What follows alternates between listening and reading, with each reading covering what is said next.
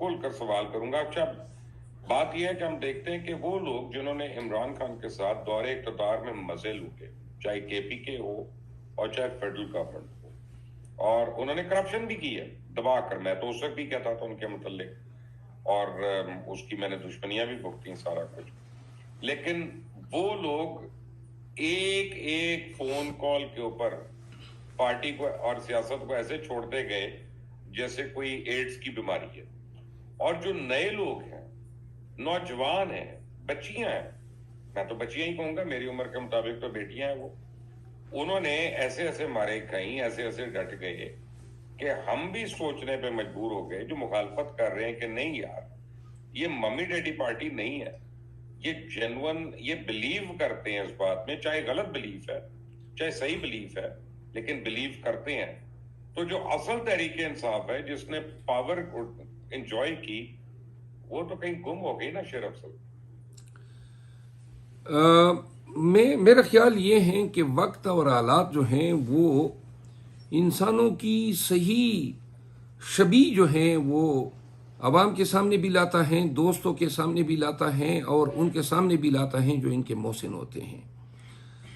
जिनको खान साहब या पीटीआई अपने लीडर या क़यादत समझती थी, मैं चूंकि पीडीएम की हुकूमत में आने के बाद से मई 2022 में ही खान की टीम का हिस्सा बन चुका था, तो मैंने बड़े करीब से देखा इनको एक के बाद दीगरे गिरते हुए, हमारा साथ छोड़ते हुए। इनके पीछे मुहर्रिकात, वजूहात, हर एक का इल्म है। और मैं आपको बता दूं, जब 9 मई हुआ तो 11 तारीख को खान साहब जो हैं वो उसकी रिहाई का आर्डर हुआ, और 13, 14, 15, 16 ये हर रात खान साहब जो हैं उसको ये फिक्र लगी रहती थी कि आज कौन टूट रहा है। और आप यकीन करें कि बड़ा दुख हो रहा था उनको अपने साबिका साथियों के जाने का इब्तिदा में, और हमें बड़ी खिफ़त और खफगी होती थी जब हम खान साहब को बताया करते थे कि आज अभी फलां चला गया है और फलां चला गया है। तो 3-4 लोगों के हवाले से उन्होंने कहा ये वो लोग थे जो 12, 13 और 14 मई को गए, और ये मिसाल के तौर पे असद उमर भी थे उसमें, मिसाल के तौर पे इसमें फवाद चौधरी भी थे, परवेज़ खटक भी थे, महमूद खान भी थे। तो खान साहब की तवक्को इनसे बिल्कुल नहीं थी। उनका ख्याल था कि शायद ज़मीन जुम्बद न जुम्बद, गुल मोहम्मद न जुम्बद, कि ये नहीं हिलेंगे। तो जब ये लोग चले गए और 18 मई के बाद खान का रवैया मैंने देखा, तो इन 6 दिनों में खान साहब न कि सिर्फ इसको हजम कर गए थे, बल्कि खान साहब के रवैये में ये तब्दीली पैदा हो गई कि उन्होंने कहा कि अच्छा है और भी जाएंगे, और तथहीर हैं जो हो रही हैं। अलबत्ता इन लोगों को शायद खान साहब इसलिए कभी माफ़ न करें क्योंकि बकौल खान साहब के इन लोगों ने वो रास्ता बनवा दिया।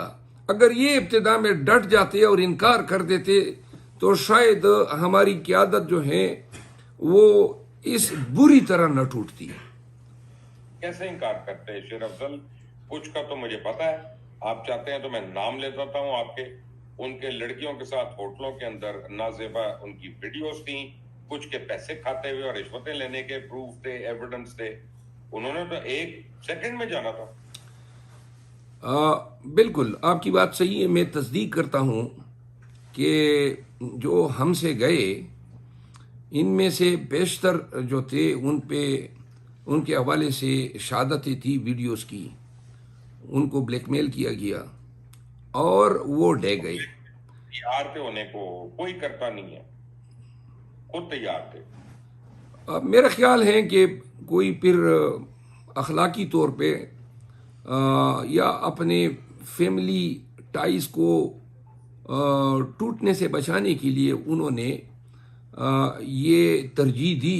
फिर खिफत भी होती है, और मज़े की बात यह है कि बहुत सारी वीडियोस जो हैं उस दौर में बनी थी जब पीटीआई खुद इक़्तिदार में थी, और ये किया तरह ज़्यादातर हिस्सा जो था वो फैज़ साहब का था। जनरल फैज हमीद? जी हाँ। वो क्यों? वो तो पीटीआई के हमदर्द थे। ये वीडियो जब सामने आई और ये इल्म हुआ कि ये उन्हीं का दौर था, तो फिर जो है वो शायद उस परसेप्शन में तब्दीली पैदा हुई। यानी वो ये चाहते थे किसी वक्त वो ब्लैकमेल करके पार्टी पे कब्जा कर ले, यही होगा ना? मेरा ख्याल शायद थोड़ा सा डिफरेंट है। हमारे लोग शायद ये समझ रहे थे कि वो हमारे हमदर्द हैं, लेकिन मैं ये समझता हूँ कि वो एताजी वो बाजवा के लिए काम करते थे और बाजवा के तमाम टारगेट्स को जो हैं उन्होंने डिलीवर किया, अचीव किया। हमारा बन के उन्होंने हमें गुमराह किया, मिसगाइड किया, नाजायज लड़वाया।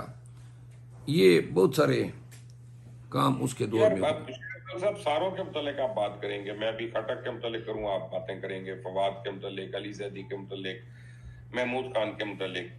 लेकिन आप हो, खान साहब हो, बुशरा बेगम हो, आप में से कोई उस्मान बुजदार का नाम नहीं लेता, आप में से कोई फराग गोगी का नाम नहीं लेता। ये क्या वजह है? ये लोग, हालांकि इन्होंने भी छोड़ा, ये भी भाग गए, दौड़ गए, इनका जिक्र नहीं होता। उस्मान बुजदार जो हैं वो पीटीआई का लीडर नहीं था। वो उसका जो कद काट था, उसकी जो सियासी बसीरत थी, वो शायद उसको सारी उम्र भी लीडर न बनने दे। और वो एक फिल इन द ब्लैंक्स था। जो खातून का आपने नाम लिया, वो पीटीआई से वाबस्ता कभी नहीं रही है। वो उसका पीटीआई का ना कोई ऑफिस होल्डर थी, ना ऑफिस बियरर थी। और दूसरी बात ये है कि इस खातून को न मैंने कभी डिफेंड किया है, लेकिन उस पर अभी तक जो कुछ भी उस पे लादा गया है वो सारे इल्जामात हैं। और तो मेरी जान आदत में आएगा तो आगे एविडेंस होगा ना, आपको भी पता है, आप तो वकील हैं इतने पाई के। वो ठीक है, लेकिन मैं अब इस वकालत में, पहले हम कहते थे कि जी कानून से भागो मत, क्योंकि जो कानून से भागता है कानून जो है उनको डिसोन करता है। अब इन वक्तों ने, बुरे वक्तों ने और कानून की बेरुखी ने मुझे ये एक सबक सिखा दिया है कि जहां पे क्लाइंट का मफाद ये डिमांड करे कि न इंसाफ हो रहा है, न तफ्तीश ईमानदारी से हो रही है, तो फिर इसी में खैर है कि क्लाइंट को भगाओ। और अब क्योंकि वकील के लिए तो जब हमें एतकाद है कि न तफ्तीशी ने उसके साथ शराफत से पेश आना है। ये क्या केसेस थे जो पीटीआई की क़यादत पे बनाए गए? ये कोई केसेस हैं जो खान साहब पे बनाए गए हैं? तो इन केसेस में जो लोग बैरून मुल्क रहे, देखे ना, बहुत सारे हमारे लीडर्स बैरून मुल्क रहे, और जब ये इलेक्शन होने को थे या हो गए तो तब आए। तो वो लोग कम अज कम इस दौर की जुल्म जबर से तो बच गए ना। और अब अदालत में उनके और इनमें ये फ़र्क है कि उन्होंने लाठियां भी खाई, तकालीफ भी उठाई। तो लिहाजा अब, और ये मेरा ख्याल है कि कानून में भी अब इस चीज़ को एक्नॉलेज होना पड़ेगा कि अगर कानूनन आप समझते हैं कि आपके साथ इंसाफ नहीं हो रहा है, तो आपकी खैर भी इसी में है कि आप भागें। और कानून जो है वो अब इसको एक्नॉलेज कर चुका है, क्योंकि कोई उनके साथ, इसको, इन लोगों को यह सजा नहीं दी गई कि आप भागे क्यों थे। उनके साथ इस बुनियाद पे कोई तफरीक नहीं हुई है। इसलिए ला ने एडमिट किया है कि ऐसे हालात में भागा जाना जो है वो भी करीने ऐन इंसाफ के मुताबिक है। अच्छा, मुझे ये बताएं कि इंसाफ हम देख रहे हैं ऐसा हो रहा है कि खान साहब अंदर है और तमाम उनके वकील जो है वो पार्लियामेंट में, या वो ऐश कर रहे हैं, या उनके टिकटॉक चल रहे हैं, या उनकी आमदनियां हो रही हैं। यानी ये वकील ऐसे हैं कि जो 2-2 महीने खान की अपील भी नहीं फाइल करते तोशाखाना में या किसी और में। तो मैं कैसे मान लूं कि सारे आप लोग वकील जो हैं वो अपने लीडर से सिंसियर है? मुबशिर साहब, ये बड़ा कम्प्लेक्स क्वेश्चन है। मैं इब्तिदा में खान साहब का तकरीबन 30 से 35 केसेस में वकील रहा हूँ। बहुत सारे केसेस मैंने खान साहब के लिए किए, और अभी भी गुज़िश्ता 10-15 दिनों में भी मैंने कुछ केसेस खान साहब के लिए फाइल किए हाई कोर्ट्स में।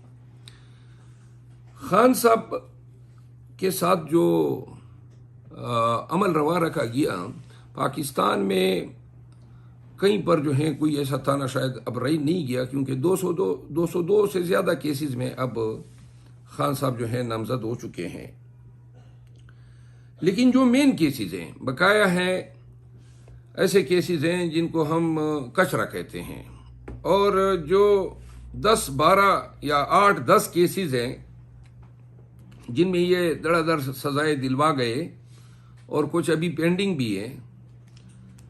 इन केसेस के हवाले से मेरी जो स्ट्रेटजी थी या मेरी जो अप्रोच थी, उस के साथ किसी वक्त में इत्तेफाक नहीं किया गया। मेरा ख्याल ये है कि हमारा जो रवैया था या हमारी जो अप्रोच थी अदालतों की तरफ, वो टिपिकली प्रोफेशनल थी। हमारे ख्वाजा आरिफ साहब खान साहब के वकील थे तोशाखाना केस में, पहला केस जिसमें खान साहब को सजा हुई हमायूं दिलावर साहब की अदालत में। ये वो फौजदारी के वकील नहीं है, आपको नहीं पता। आप मैं क्या बातें करूं, मैं नाम लेके मैं कुछ कहूंगा तो फिर अच्छा नहीं लगेगा। मैं आपको एक अर्ज करूं, वकील ही नहीं है, वो कैसे कर सकता उस केस को? मेरा ख्याल नहीं, ये डिबेटेबल पॉइंट है, लेकिन एक चीज मैं अर्ज कर दूं कि जो अदालत कर रही थी या जो हो रहा था ट्रायल के दौरान, खान साहब उस वक्त गिरफ्तार नहीं थे, तो रात को हम जब जूम की मीटिंग पे बैठ जाते थे या बनीगाला में बैठा करते थे, तो ये बात मेरी तरफ से हमेशा होती थी कि हम कोर्ट्स को सही अप्रोच नहीं कर रहे हैं, जो हमारी अप्रोच है। अब मैं आपको एक मिसाल दूं, हुआ ये कि जब ये तोशाखाना केस चल रहा था, तो तोशाखाना केस में डिसाइड हुआ कि ट्रायल जज से हम अदम एतमाद की मोशन उसके खिलाफ दायर करते हैं, पिटीशन दायर करते हैं, ताकि ये केस उनसे तब्दील हो जाए। वो दरख्वास्त मुझे अभी भी याद है कि वो दरख्वास्त 3 मई को दायर हुई, 3 मई को, और 3 मई को दायर की गई उस दरख्वास्त का फैसला जो था हाई कोर्ट ने 4 अगस्त को किया, यानी कि खान साहब को 5 अगस्त को सजा हुई, तो 4 अगस्त तक जो है वो दरख्वास्त फैसला न करवाई जा सकी। या ज्यादा से ज्यादा ये हो जाता ना कि हाई कोर्ट उस दरख्वास्त को खारिज कर दी थी, ये 1 हफ्ते में भी मुमकिन था। आपको कहते खड़े होके कि जी आप पे मुझे फेथ नहीं है, वो अपने आप को रिक्लूज कर लेते। उस जज साहब को हमने कहा था, ट्रायल जज साहब को, उसने कहा मैं रिक्लूज नहीं करता हूं।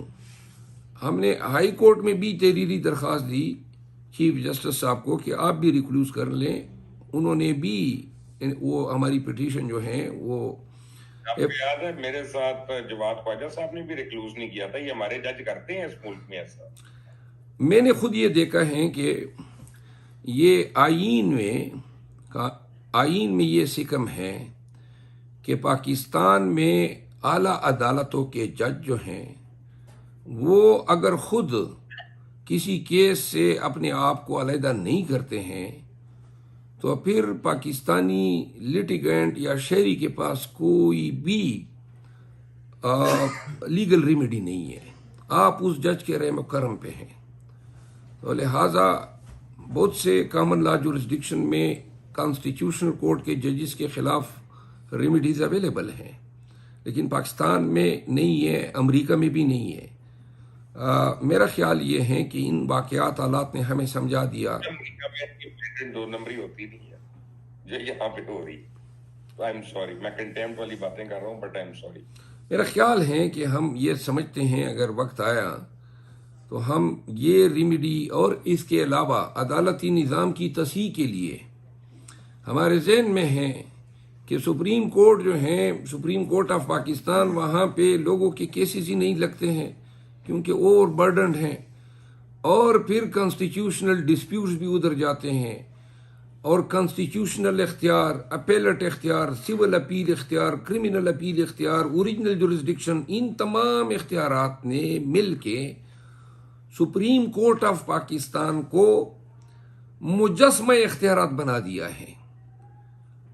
हम ये समझते हैं कि ये इंसाफ नहीं है कि एक इदारा इतना बाइख्तियार हो कि जो जिस तरीके से वो मुनासिब समझें वो उसी को इंसाफ कहें। ताज़ा तरीन मिसाल है, जुल्फ़कार अली भुट्टो को फांसी दी गई सुप्रीम कोर्ट के उस किए हुए अमल को आज 1979 और अब 2024 में सुप्रीम कोर्ट ऑफ पाकिस्तान कहते हैं कि फेयर ट्रायल का हक नहीं दिया गया। तो लिहाजा अगर इतनी बाइख्तियार न होती तो शायद भुट्टो को भी इंसाफ होता। हमारे ज़हन में ये है कि इसका हल ये है कि कॉन्स्टिट्यूशनल कोर्ट अलहदा बनाई जाए पाकिस्तान की, और जो सिविल और क्रिमिनल अपील कोर्ट हैं, इस तरह यूके में भी इस तरह का निज़ाम है, फ्रांस में है, ताकि जो इख्तियारात हैं और बहुत सारे दीगर इदारों में भी इख्तियारात की डिस्ट्रीब्यूशन होनी चाहिए। आप देखें ना, लेकिन ऐसे भी तो है ना कि कुछ जजेस हैं जो सिर्फ आपके हक में फैसला दे देते हैं, जो कोर्ट में देखते हैं मुल्जिम को कह देते हैं गुड टू सी यू, और फिर जिसका जो दिल करता है वो पेशावर हाई कोर्ट चला जाता है और अपने फेवर की जजमेंट भी ले आता है वहां से ही। बरबर साहब, हम ये बातें भी तो देख रहे हैं ना, जो आपके खिलाफ हुआ है, मैं मानता हूँ हुआ है, तो वह आपके फेवर में जो बड़ी बड़ी बातें हुई है ना, वो नहीं आप लोग मानते। अच्छा, मैं अब आपको अर्ज करूँ ना, ये नून का बयानिया है जो अभी आपने बात की ना, नून ये बातें करती रही हैं। अब गुड टू सी यू से आप जरा थोड़ा सा उसका बनज़र अमीक जायजा लें। यही बंदियाल साहब थे जिन्होंने रात को अदालत लगाई, और उन्होंने रात को अदालत लगा के हमें मजबूर किया कि इक़्तिदार छोड़ें। अगर इनकी अदालत न लगती तो अदम एतमाद की तहरीक जो थी या इनका जो ख्वाब था वो पूरा होना नहीं था। और रात को फिर इस्लामाबाद हाई कोर्ट भी उसी रात लगी। फिर आप देखें कि उमर अताब बंदियाल साहब के साथ PMLN ने बड़ी एक कामयाब स्ट्रेटजी अपनाई। उन्होंने क्या किया, इसको डायरेक्ट एक्यूज किया, हरदा सराइयाँ की, इस पर इल्ज़ाम तराशियाँ की, इनके साथी जज इस पे की। इसका एक खातिर खा नतीजा ये निकला कि वो तमाम जज साहिबान जो हैं वो डिफेंस पे आ गए। बजाय इसके इसका हल था कि ये कंटेम्प्ट की जुरिस्डिक्शन एज्यूम करते। जनाब अली ये खामोश रहे, फिर धरने तक नौबत आई, मौलाना साहब धरना लेकर रैली लेकर चले गए, जो ज़बान सुप्रीम कोर्ट के लिए इस्तेमाल हुई।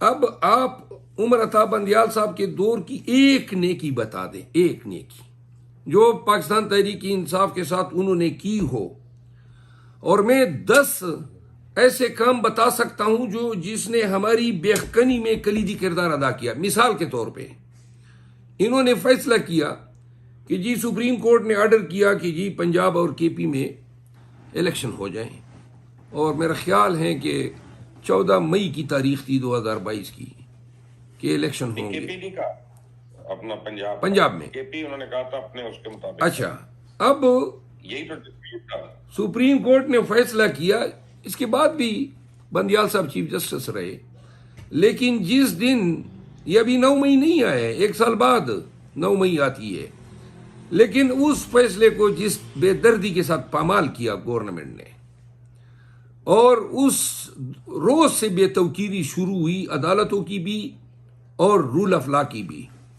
न फिर सुप्रीम कोर्ट का जब ये हशर हुआ तो फिर तो हाई कोर्ट जो थे उन्होंने तो बिल्कुल ही इनकी हालत देख के बाद में जो वाकयात हुए तो उसने कानून की हुक्मरानी की पामाली के लिए कलीदी किरदार अदा किया। उस फैसले पे अमल दरामद न कराना, ये उस वक्त की चीफ जस्टिस ऑफ पाकिस्तान, एक मिनट जी, एक मिनट जी, अब गुड टू सी इनको कहा कि आपने वोट नहीं देना और वोट ना देने के बावजूद उनको ना अहल भी कर देना और उनके वोट भी काउंट ना होना। यार जुर्म हुआ नहीं और मुजरिम बना के सजा दे दी गई, ये भी तो लाहौर हाई कोर्ट ने किया था।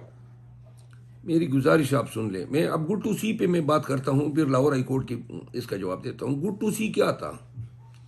गुड टू सी ये था, एक तो बंदियाल साहब का आपको ये इल्म ज़रूर होगा कि वो अदालत में जो है ज़्यादा कर्टियस, हमेशा अपनी लाइफ में कर्टियस रहे।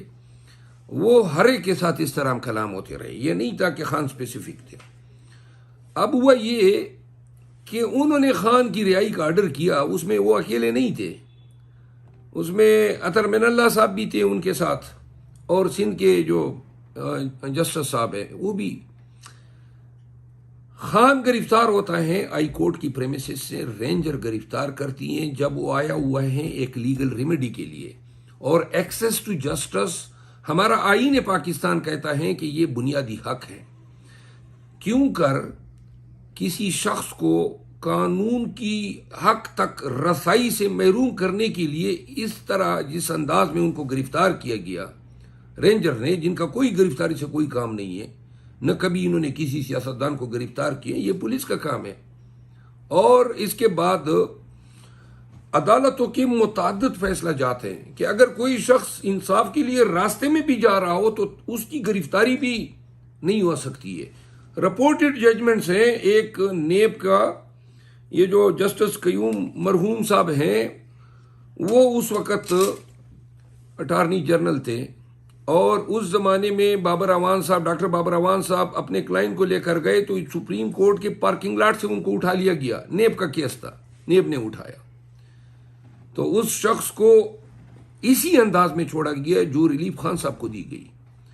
और अगर सुप्रीम कोर्ट ये न करती और सुप्रीम कोर्ट ये कहती कि ये दुरुस्त है, तो आप यकीन करें कि ये इतना डैमेजिंग होता, ये इतना खतरनाक फेल होता कि इसके बाद इदारों, पुलिस, ब्यूरोक्रेसी, इनके आगे कोई माई कलाल बंद बांध ही नहीं सकता था।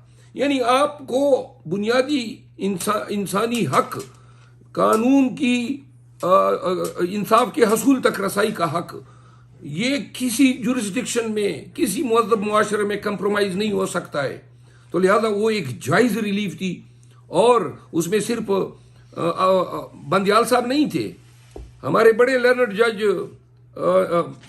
हमारे अतर मिनल्ला साहब जो हैं वो भी उस बेंच का हिस्सा थे। तो लिहाजा गुड टू सी और रिलीज ये हक बनता था इमरान खान का। अब आगे आ जाते हैं पेशावर हाई कोर्ट पे। मुझे नहीं, पहले पेशावर हाई कोर्ट का कहा ना कि वहां पे आपको रिलीफ मिलती है, तो हमें क्या रिलीफ मिली है? हमें रिलीफ मिली है पेशावर हाई कोर्ट में कि बल्ला हमारा वापस किया गया। बल्ला हम इसलिए गए, आपको पेशावर हाई कोर्ट बगैर किसी वजह के रिजर्व सीटें भी दे देगा केपीके में, मुझे तो लग रहा है। मैं आपको एक अर्ज करूं, ये अब आपका दूसरा ज़ेली सवाल आ गया, पहले सवाल का जवाब दूं। जब बल्ला हमसे ले लिया गया तो बल्ले इस बुनियाद पे लिया गया कि जो इंटर पार्टी इलेक्शन चमकनी के गांव में पाकिस्तान तहरीक इंसाफ ने कराई, जिसके नतीजे में बैरिस्टर गौर और उमर अयूब खान जो हैं अलग तरतीब चेयरमैन और सेक्रेटरी जनरल बने, वो पेशावर की जुरिस्डिक्शन में हुए थे। तो हम पेशावर हाई कोर्ट गए और उन्होंने हमें भला दिया। किन ग्राउंड पे दिया? आर्टिकल 17 यानी आईन का आर्टिकल है, और वो उसकी इंटरप्रिटेशन करते हुए पेशावर हाई कोर्ट ने कहा कि किसी भी पार्टी से ये हक नहीं छीना जा सकता है टेक्निकलिटीज की बुनियाद पे। पाकिस्तान में किसी पार्टी से कोई निशान नहीं छीना गया, सिर्फ हमसे छीना गया। उन्होंने फैसला दिया डिवीजन बेंच 2 जज साहिबान ने, और फिर उस फैसले को जो है इलेक्शन कमीशन जो है पार्टी बनी हुई है, और उन्होंने जाके सुप्रीम कोर्ट में चैलेंज किया, और फिर सुप्रीम कोर्ट ने ये हुक्म सादिर किया कि बगैर बल्ले के ये जाएं। तो लिहाजा हमसे बल्ला सुप्रीम कोर्ट ने छीना, और इसके नताइज आज तक हम भुगत रहे हैं। 5 से 6 मिलियन। आपको भी पता है कि ये भी सुप्रीम कोर्ट का एक डिसीजन है। आप तो क्योंकि आ गया तो मैं उस पर क्रिटिसाइज कर सकता हूँ।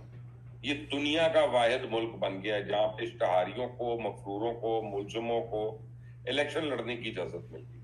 ये दुनिया में किसी मुल्क में नहीं है। जी बिल्कुल, आपने देखा ना, नवाज शरीफ साहब 4 साल से बगोड़ा थे और यही निज़ाम उनको लाया। उसको अतकड़ी तक नहीं लगाई गई। ये एक नया कानून बना दिया गया मफरूरों के लिए। मफरूर जो हैं वो बेल में जहां पे ये सजा याफ्ता हो, एक तो इस तरह की जमानत हो ना कि आप अभी तक पेश ही नहीं हुए हैं और आप मफरूर होते हैं, और एक इस तरह का केस हो जिस तरह नवाज शरीफ के केस थे। नवाज शरीफ साहब जो है सजा याफ्ता थे केसेस में, और अदालत की रियायत पे ये बैरून मुल्क गए थे। तो तो आपकी हुकूमत इमरान खान वजीर आजम थे, बुजदार वजीर आला थे, किसी और को क्या ब्लेम करना। मैं आपको अर्ज करूं, नवाज शरीफ ने बेसिकली डील की हुई थी भाजपा के साथ, और उस डील के तो फेल जो हैं गए।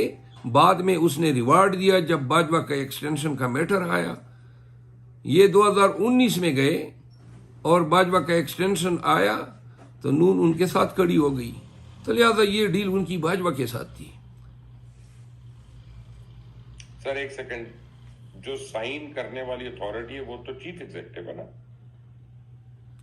नहीं, उन्होंने तो ये काम अदालतों के जरिए करवा दिया, लाहौर हाई कोर्ट है। और अदालत ने कौन सा अपना 50 रुपए के स्टैम्प पेपर पे ले लिया यार, फिर आप मुझे कहते हैं अदालत की इज्जत करो।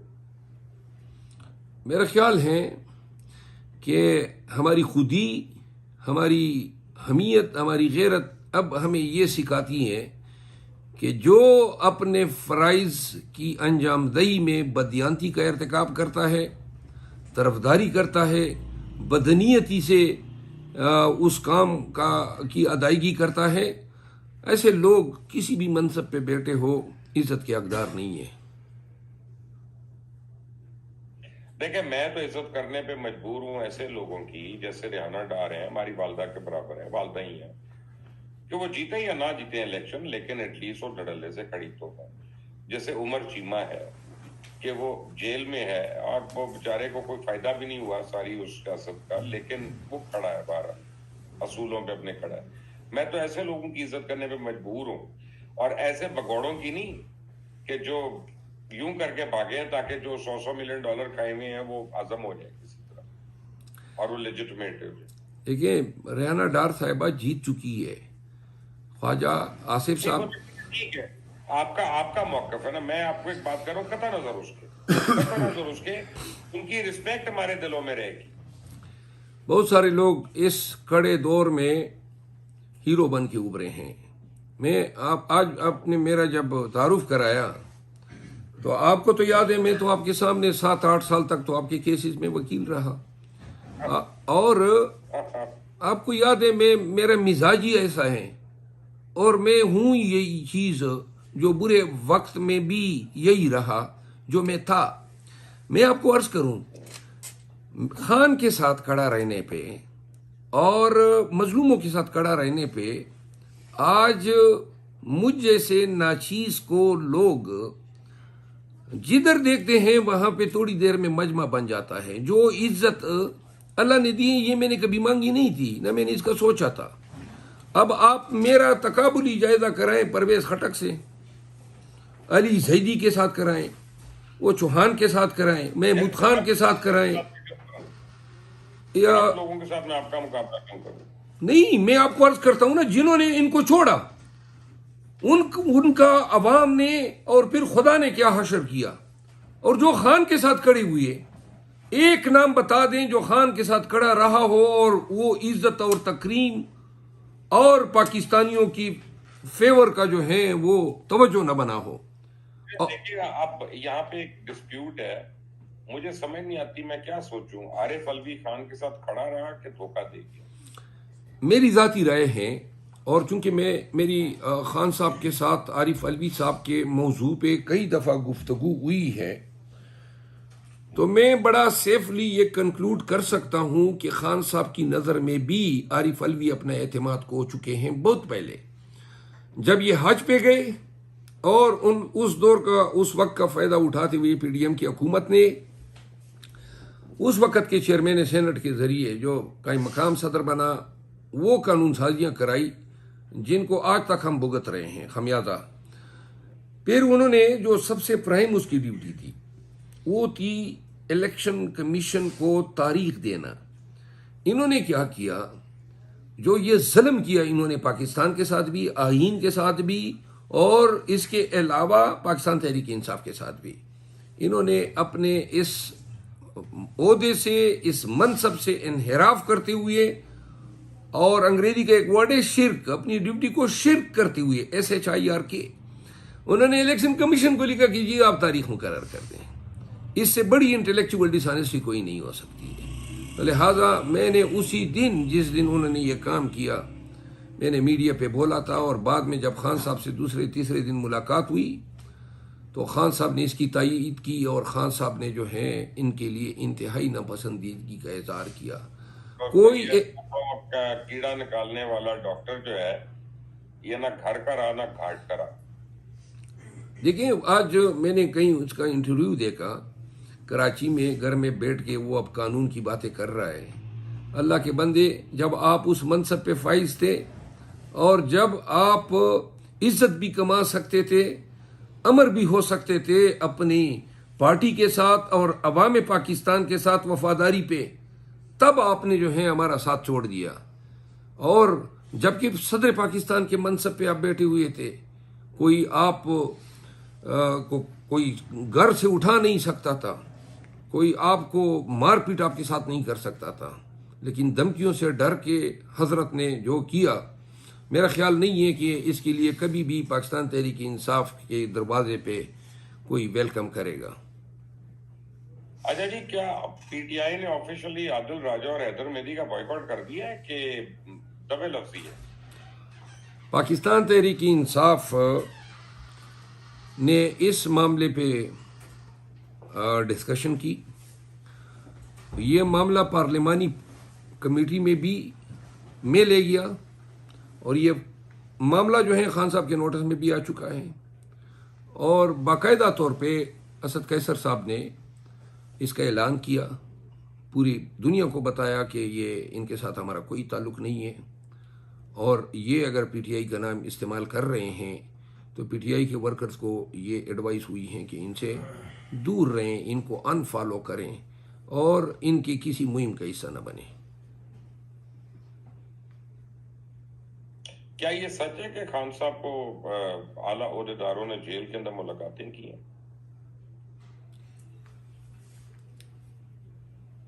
खान साहब जो है, खान साहब के साथ ये जो आला ओहदेदार का लफ्ज आपने इस्तेमाल किया, इसकी मैं नाम इसलिए लेता कि एक जर्नलिस्ट को तो आपने पहले ही उठवा चुके हैं, मुझे भी उठवाना है। नहीं, मैं आपको अर्ज कर दूं, देखिए ये उठवाया जाना भी अब रूटीन हो गया है, ठीक है ना जी। हमें हर वक्त मेंटली फिजिकली इस अमल के लिए तैयार रहना चाहिए। खान साहब के साथ जो है कोशिश हुई है कोई बातचीत की, और ये मैं पहले से वाज़े अल्फाज में तरदीद करता आया हूँ, इनडायरेक्टली बेशक, जब वो अटक जेल में थे, और इसके बाद जब अडियाला जेल ट्रांसफ़र हुए तो उस वक़्त जो है सदर अलवी साहब जो हैं, और एक लीडर थे, एक वक्त में वज़ीर इत्तलात रहे थे, मोहम्मद अली साहब थे, या इस तरह कुछ नाम था, मेरे जहन से अब निकल रहे, बड़े दुरानी साहब, जी हाँ, दुरानी साहब ने अपना एक किरदार अदा करना चाहा। बल्कि मजे की बात आपको मैं ये बता दूं, अभी ताज़ा परवेज खटक साहब का मैसेज आया है कि मैं भी किरदार अदा करना चाहता हूँ। उनसे क्या मेहरबानी, बद किरदारी कि मैं भी इसमें किरदार अदा करना चाहता हूँ। तो ये खान साहब ने फिर ये किया। इतना मैं आपको ये कि अब जब ताज़ा हुआ तो इसमें फिर खान साहब ने सदर अलवी को इन्वॉल्व किया, और खान साहब का पैगाम जो है वो हमारी पार्टी के हमारे दोस्त हैं उमेर नियाजी साहब, वो सदर अलवी के पास ले गए। लेकिन चूंकि खान साहब मैंडेट की चोरी पे किसी भी तौर मुसलहत से काम लेने वाले नहीं है, तो लिहाजा आज भी हम उधर ही खड़े हैं जो जब हम 9 मई की रात को खड़े थे। यानी कोई हमारे साथ न कोई फेवर हैं। ताज़ा तरीन आपने देखा ना, इन्होंने हमसे ये नशिस्तें छीन ली, रिजर्व सीटें। तो ये मुमकिन ही नहीं था अगर ताकतवर हलकों से कोई बात हमारी चल रही होती। असल में मरवत साहब सुबह को जो है ना, आपको पता है कल सुबह तो पहला रोजा है, चंद घंटे के बाद हमने सहरी भी करनी है इंशाल्लाह। तो मैं रमजान की आमद है इसलिए मैं कोई गलत अल्फाज नहीं इस्तेमाल करना चाहता, लेकिन मेरी दिल की ख्वाहिश है कि आप लोग की अब केपी के असेंबली में इतनी वाज़ेह अक्सरियत है और आप लोग वहां पे दंदनाते फिर रहे हैं, तो जरा परवेज खटक पे मालन जब्बा केस में, बीआरटी केस में, ये बाकी वो डैम कंस्ट्रक्शन में, इन सारी सुनामी जो है million tree billion tree tsunami, इनके जरा आप हिसाब भी तो निकाले ना वहां पे पकड़ के, पता तो चले ना कितने बिलियन खाया है इन्होंने, जो अब ये फैसिलिटेट करना चाह रहे हैं। किस लिए फैसिलिटेट करेंगे, क्यों करेंगे? आप बिल्कुल दुरुस्त कह रहे हैं, ये होना चाहिए, लेकिन ये परवेज खटक से ज्यादा भी ऐसे लोग हैं कि उन्होंने परवेज खटक से भी ज्यादा जो है माल कमाया है। मैं महमूद खान की मिसाल देता हूँ। महमूद खान ने जो दौलत कमाई है और जिस अंदाज में कमाई है, बिलखसूस माइनिंग के शोबे से, और भी बहुत सारी चीज़ें जो हैं उनकी हमारे रेडार पे आई हैं। लेकिन मैं बहैसियत वकील, और जब हमारा नारा ये है कि हम कानून की हुक्मरानी पे यकीन करते हैं, तो लिहाजा सरकार के इख्तियार को अपने ज़ाती इंतकाम की तशफ़ी के लिए इस्तेमाल करना, ये कानून के हुक्मरानी के नोशन से जो है मुतज़ाद है। अलबत्ता ये ज़रूर मैं कहूँगा कि जहाँ जिस शख्स को कानून जिस तरह ट्रीट करता है वो उसी तरह ट्रीट होगा। तो लिहाजा ये कानून पे हम छोड़ेंगे कि कानून अगर उनको जेल की सलाखों के पीछे बेचता है तो ये जाएंगे, लेकिन इसमें ये एलिमेंट नहीं होगा कि मैं बहैसियत शेर अफजल पीछे लग जाऊं और कहूं कि जी ये फलां केस को जरा तरजीह दें, फलां के पीछे जो है पुलिस भेजूं। बहुत खूबसूरत बात आपने की है, और अल्लाह करे कि आने वाले दिनों में हमारे तमाम हुक्मरान जो हैं वो इसी तर्ज हिकमत पे चलें। और यही सैयदना अली मुर्तज़ा का कॉल भी था, और उन्होंने कहा कि अब पहले मैं अल्लाह के राह में चलता था, एक शख्स ने, बदबख्त ने, जलील आदमी ने उनके चेहरे मुबारक की तरफ जब उसने कोशिश की गन की, तो उन्होंने कहा कि अभी मेरी जाती जंग होगी, तो अब मैंने नहीं इसमें मारना। बिल्कुल तो बिल्कुल माफ कर दिया था। ये हम बातें तो करते हैं, हम बच्चों को पढ़ाते हैं, लेकिन हम अमल नहीं करते। आपने जो बात की इससे मैंने पकड़ लिया इस बात को, और अल्लाह करे कि पाकिस्तान में और लोग भी इसको पकड़ लें और उस पर अमल भी करें। पाकिस्तान में मरवत साहब, आप जी सर, मैं आपसे ये रिक्वेस्ट करूंगा कि तहरीक इंसाफ के बहुत से लोग हैं, बहुत लोग हैं जो बेचारे मिसगाइडेड हैं, जिनको गाइड करने वाला कोई नहीं, क्योंकि आप लोगों का तंजीमी ढांचा मान लें ये तो तितर बितर हुआ भाई, ये तो पहले अच्छे वक्तों में नहीं था, तो अब कहां से होना। तो अब कम से कम हम कोई 2, 3, 4 हफ्ते में एक दफा जरूर हम एक नशिस्त करें, जिसमें जब लोगों के सवालात आते हैं और पार्टी के आपके सपोर्टर्स के आते हैं तो उनके जवाब तो उनको मिल जाए, और आप उनके जो गिले शिकवे हैं वो अपने बानी को, बानी पार्टी को, उनको तो बचाएं कि भाई ये लोगों की आवाज है और ये वो शिकायत कर रहे हैं, ताकि कम्युनिकेशन तो हो ना आपके। तो बीच में लोग अदालतों के आगे झूठ बोलते रहे हैं जाके कि आप इमरान खान के केसों में, और अदालतों से झाड़ गा के बाहर आ गया। मैं क्या कहूँ, सारे हमारे दोस्त हैं, सारे हमारे जानने वाले हैं। आपकी बात दुरुस्त है, और ये पंजाब में हमारी तंजीम जो है, बिलखसूस पंजाब में हमारी तंजीम जो है वो अफरा तफरी का शिकार है, और ज़रूरत है कि हम टीयर 1 और टीयर 2 की तंजीमें हर सूबे में रखें, ताकि ऐसे हालात रहें तो टीयर 2 टेक ओवर कर सकें। अब जो है जब हुकूमत या इख्तियार जो है, शायद मैं अब ये कहने में एक बजानिब हूँगा कि फिलवक्त मुझे ये नज़र आ रहा है कि इख्तियार जो है अब सही मानों में पुलिस या डीसी खुद इस्तेमाल कर रहा है। पहले ये डीसी और पुलिस जो है ये इस्तेमाल होते थे, तो इस्तेमाल होने में ये इनके अमल जो था ना वो इतना तेजतर होता था, इतना मुज़िर होता था, इतना नागहानी हुआ करता था। लेकिन सियासी वर्करों ने तो सारी उम्र इनको तो भुगता है, लेकिन इनका वो रूप इसलिए तेज था या मौलिक था क्योंकि वो इस्तेमाल हो रहे थे। अब जब ये असम्बलियाँ बनी हैं, मैं खुद ज़ाती तौर पर ये फील कर रहा हूँ कि शायद अब हमारा वास्ता जो है वो अब पुलिस से पढ़ने वाला है, या सरकार डीसी से पढ़ने वाला है, या डीपीओ या आईजी से पढ़ने वाला है।